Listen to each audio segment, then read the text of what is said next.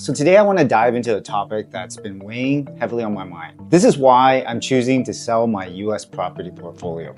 I believe it's crucial to reassess our investments in light of current economic conditions. First, let's talk about the current market landscape. The US real estate market has been on a bull run for the last 12 years. According to the National Association of Realtors, home prices have been surging nearly about 15% year over year on average in many markets. This appreciation has created a lot of concerns about an asset bubble. And a study by Zillow indicates that approximately 40% of homes in the US are now considered overvalued. Even with interest rates going up and not dropping, property values still remain high. So what's driving this? So this is largely driven by low inventory and high demand. As of late 2024, the US housing market is facing shortage of approximately 3.8 million homes, leading to competition amongst buyers. Another reason why for the low inventory is a lot of buyers just aren't selling their properties. A lot of these guys have locked in at a low 2 to 3% interest rate, fixed rate mortgage during the pandemic, and they're not willing to move. Because if they do move, they're gonna have to move for a higher interest rate. So that's creating a large inventory constraint. There's a lot of uncertainty in the market right now, and there could be some economic condition shift. Even though Donald Trump is very pro-real estate, and a lot of people are optimistic about the real estate market going forward because now he's the president, there's a lot of shakeup happening and a lot of uncertainty going on in the market. Let's talk about inflation. The Consumer Price Index has seen an increase about 6.5% over the last year, which is considerably higher than the Federal Reserve's target of 2%. So this significant rise is making a big impact on purchasing power and consumer sentiment. Many of us real estate investors were hoping for an interest rate cut by the Federal Reserve, but they decided not to do it this quarter. Historically, high inflation periods often correlate with economic downturns. The Federal Reserve has raised interest rates multiple times in an attempt to curb inflation, and many analysts predict that this trend is just going to continue through 2025. And many investors like me didn't see the rate cuts that we were all hoping for by this year. So a recent survey by Bankrate revealed that 36% of Americans are prioritizing cash savings over investments due to economic fears. You've also heard a lot of big name investors selling off their equity portfolios and moving it into cash. So this trend is something I'm really concerned about, and I think this is a good time to be liquid. I'm looking to rebalance my portfolio. Real estate has been a great investment for me, but the current market dynamics is making me reevaluate. I've seen some of my properties appreciate significantly, some of them by over 25% in just 2 years. However, with the market showing signs of overvaluation, I think it's time to think strategically. So according to a report from BlackRock, diversifying into cash and bonds can reduce risk by approximately 30%, which is something I'm keen to explore. Currently, my asset portfolio is heavily weighted in real estate, especially US real estate. And while it's served me well, I want to ensure that I'm not overly exposed to a potential big market correction. Even though I've never sold any of my real estate asset, by selling my portfolio now, I can capitalize on these gains and free up some capital to invest in more stable liquid assets, or even find assets with higher yields. I've definitely felt the effects of inflation from my property portfolio in the US. My profit margin is consistently getting squeezed. It's becoming harder and harder to make a profit and to see decent returns as expenses and cost is going up. But I'm also taking a look at different asset classes that can give me a better return. I'm not just selling for the sake of selling, okay?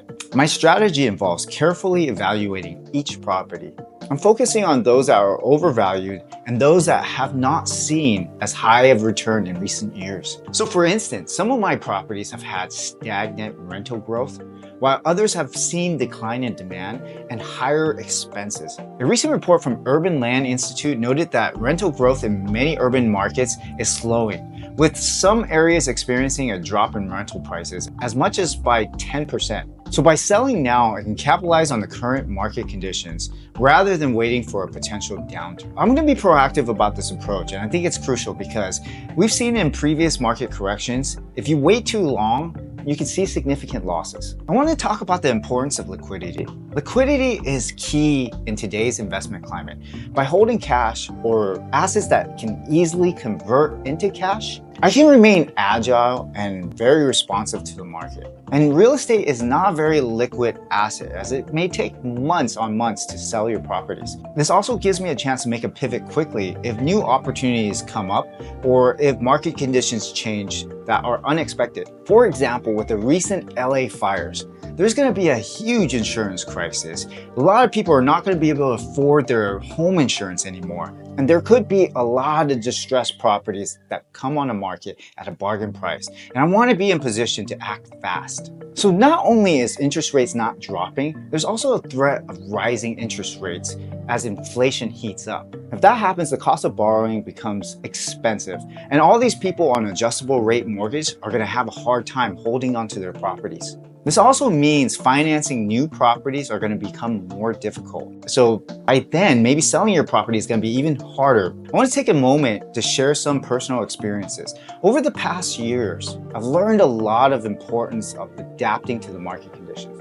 In 2020, during the height of the pandemic, I had properties that performed exceptionally well, both on Airbnb rentals as well as property appreciation. I probably should have sold them, but that's either here or now. But I also have properties that struggle due to tenant turnovers, not being able to show the properties, and having those properties vacant for some time. And that experience taught me about the importance of being very proactive and not getting too comfortable with any one of my investment strategy. Just because a property has performed well in the past doesn't mean it's going to continue to do so. I've seen many investors hold on to properties for too long, hoping for a rebound that never comes. And I've been guilty of the same thing with my property investments in the Philippines. As I look ahead, I'm considering diversifying in other asset classes, such as stocks, bonds, cryptos, or maybe other alternative real estate investments like REITs, which stands for Real Estate Investment Trust, or even other real estate syndications. And what these things provide is exposure to the real estate market without having to directly manage those properties and responsibilities.